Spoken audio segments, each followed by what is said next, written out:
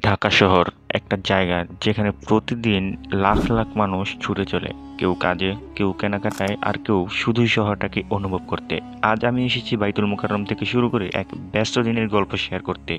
দিনটা শুরু করলাম এক শান্তির জায়গা থেকে, বাইতুল মোকাররম জাতীয় মসজিদ। এখানে নামাজ আদায় করে মনটা যেন অন্যরকম প্রশান্তিতে ভরে গেল। ঢাকার কোলাহলের মাঝে এটা যেন এক টুকরো স্বস্তি। নামাজের পর গেলাম কিছু কেনাকাটা করতে। ঢাকায় কেনাকাটা মানেই দরদাম করা একটা শিল্প। সঠিক জায়গায় গেলে ভালো জিনিস সুলভ মূল্যে পাওয়া যায়। এরপর গেলাম পাইকারি বাজারে। এখানে একদম খুচরা দামের চেয়ে কম দামে জিনিসপত্র পাওয়া যায়। যারা ব্যবসা করেন তাদের জন্য এটা স্বর্গরাজ্য। সবচেয়ে মজার অংশ ছিল খাবার।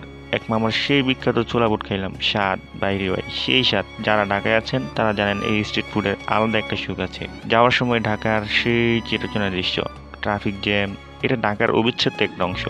কিন্তু এই জ্যামের মধ্যেই আমরা সবাই এগিয়ে যাচ্ছি, স্বপ্ন বুনছি, জীবন চালিয়ে নিচ্ছি। এটাই ঢাকা, বিশৃঙ্খল, ব্যস্ত কিন্তু প্রাণবন্ত। দিন শেষে এই শহরে আমাদের ভালোবাসা।